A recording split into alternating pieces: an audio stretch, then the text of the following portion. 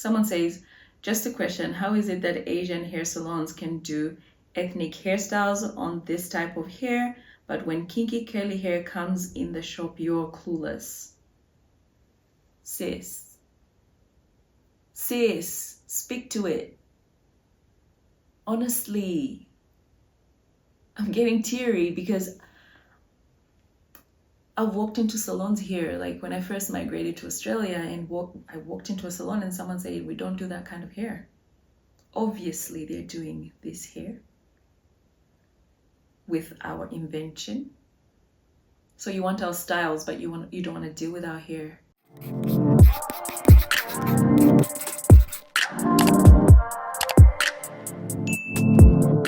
This is gonna be a tricky video to film, to comment on, to even speak on. I feel so unprepared, nervous, uncomfortable, and I actually don't even know what I'm gonna say. I don't know how I'm gonna react, and I don't even know how I feel. I don't know if I like it. I don't know if I hate it. Anyway, let's take a look at this video that I found on Instagram, okay? Brace yourself, it's different, okay? Teach me how to do it, baby, like smooth. What? Can you teach me how to do it? You know why? Cause all the bitches love it, all I need is a beat that's super bumpin', and for you to back it up and dump it, get it. Put your arms out front, lean side to side. They gon' be on you when they see you hit that Dougie ride. Ain't nobody fucking with my bro from Morningside. He go by Bubba and he hit that dance like thunder. Okay, I ain't from Dallas, but I need town boogie. I show my moves on to everybody tryna do me. I lead the functions and all the ladies tryna screw me. Now you just do you, and I'ma do it all day. Niggas love to hate, so they try to shoot me. Bitches be stuck to me, I think they try to glue me. I make the party shine bright when it started gloomy. This beat was bubble gum, so I had to chew it. Teach me how to duck, teach me how to duck, teach me how to duck, teach me how to duck. All my bitches love me, all my bitches love me.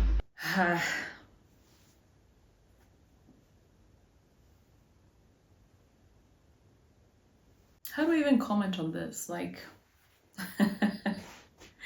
what do you guys think of that video? How does it make you feel? And I think this is that's the main thing I'm interested in. What does it make you feel? How does it make you feel? And why do you think that's the case? Before I answer how it makes me feel, I'm just gonna say that the style looks beautiful, of course. We invented it. It's a bomb style. They're knotless braids, right? We know them all too well. It's a black style. And initially when I watched it, I was like, oh yeah, that's nice. It's so nice that, our styles are being embraced by other cultures and other races. And yeah, that's good. It's exposure, means we're being embraced, etc. Okay. And then like the next minute later, I had this overwhelming feeling of sadness. And I wasn't sure why. Like I was just feeling really sad about it. So I did a bit of internalizing. I've actually been sitting on this video for days, just not knowing how to comment on it, how to bring it to you. But I thought I'd just be transparent and bring it to you and also just hear what you have to say, because I believe I'm probably not the only one who feels like this. On first look, right? Let's just start there. It looks like a harmless video. It's an Asian person, they're wearing knotless braids, they're rocking them, they look great. This is representation. This is, our culture being accepted, and, representation, I guess, and exposure and inclusion. All those nice things we like to hear about assimilating and including a particular group of people into society.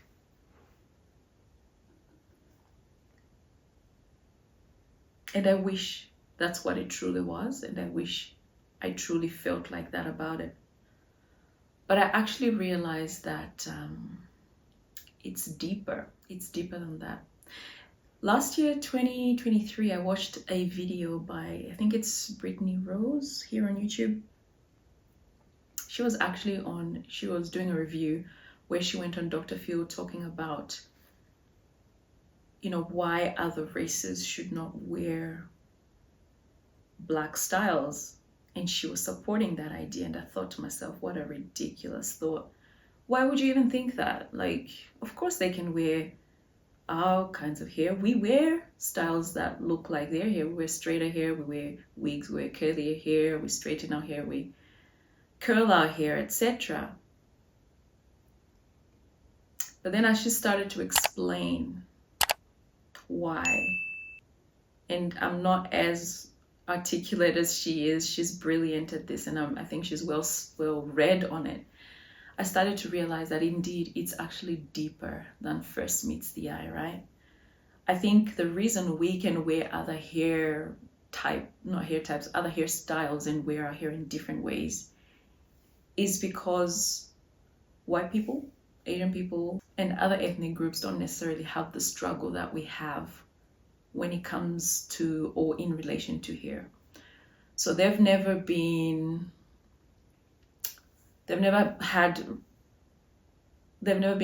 isolated, discriminated against, or had to encounter or experience racism because of their hair. We know that, you know, particularly locks, for example, are seen as unkempt. Afro hair is not looked at as the most beautiful hair on earth. Back in the day, it was like hair was really a way to distinguish between black and white, and they would sort of use that to, you know, separate us and, you know, be racist against us. We have fought. Look at the natural hair community. We're here fighting for the next generation. We're here trying to empower each other to embrace the natural hair that grows out of hair, because for years that grows out of our head, because for years we're told that straighter, looser curl, looser hair, straighter hair is superior. And that is actually like indoctrinated in us to think like that and believe that. So the fight to be represented, to be accepted, to be seen as a people, even in relation to our hair, is real. And I believe the reason why we can wear other styles is because these people, other ethnic groups, may not necessarily have encountered the same injustices because of their hair.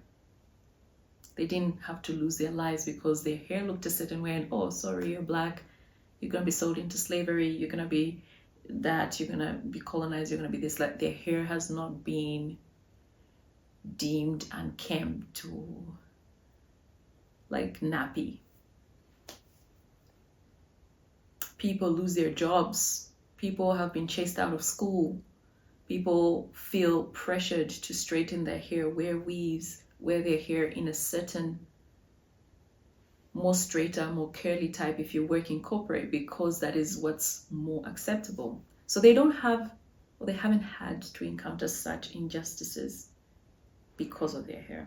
And I think that's why I was feeling uncomfortable straight after thinking, oh, that's great. And then the next thing was like, hold on a minute. Hold on a minute. Yeah. It's coming across as though the other cultures like the look of the style, right? This style is great. It's Knotless braid. It's epic. They like the style, they love the look of it. I've seen a lot of videos, Asians trying to create afros or dreadlocks, I think.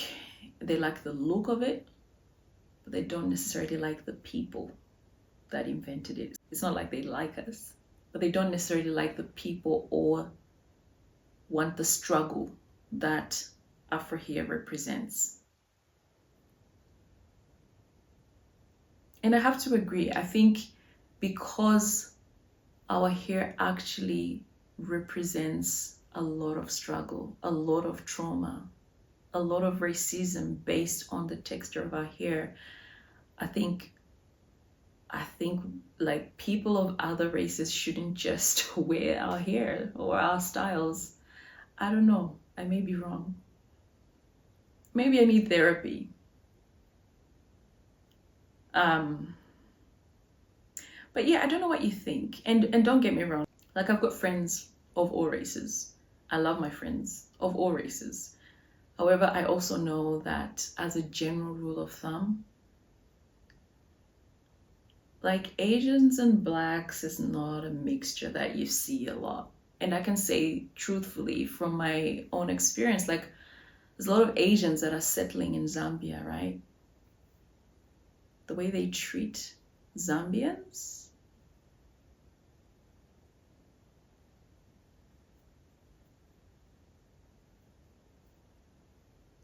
mm-mm, mm-mm.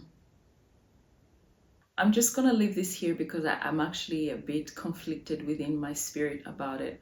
I want to celebrate it and enjoy it and just say, oh, it's just hair, it's just a style. And I know some people come out here and say that, but I think it's deeper than that. And I think because our hair represents more than just hair. It's not just style. It also represents the struggle that is Blackness. Unfortunately, I don't feel like other races should be wearing our hair, the invention of our hair. I think the only way that it will be acceptable is if the credit is given. I think a lot of things that Black people have invented in the world have been stolen and someone else has taken the credit for it. And this is probably one example where, oh my gosh, it's going viral and oh, it's beautiful and I can do this to my hair, but you don't actually want to recognize the brains behind knotless braids. Let's read some comments. Someone says, just a question, how is it that Asian hair salons can do ethnic hairstyles on this type of hair, but when kinky curly hair comes in the shop, you're clueless? Sis, speak to it. Honestly, I'm getting teary because I've walked into salons here, like when I first migrated to Australia, and I walked into a salon and someone said, we don't do that kind of hair. Obviously, they're doing this hair with our invention. So you want our styles, but you don't want to deal with our hair. All of a sudden, when so wait, everyone wants to be in or a part of our culture, but no one wants to have or endure our struggles, let alone fight for us or celebrate us. What? And that's what I just said. Like, okay, if you're going to be benefiting from something that has come from pain, something that represents a lot of trauma and struggle for Black people, at least celebrate Black people. We don't see that, do we? Someone says here, I honestly don't get offended by this. We as Black women wear hair that's not from another Black person. So what's the difference? And I think this is probably something that needs to change. Us wearing other people's hair, particularly hair that is not even our texture. I believe that if one day Black women decided, look, we're not going to wear wigs and weaves, human hair, silky wigs, etc., or we're just going to buy from Black owned, businesses would flop. The economy would be shaken. I think Black women haven't really realized their strength or their impact or their influence, the influence that won't be recognized, but it's silently there. People are surviving, making a living off of us.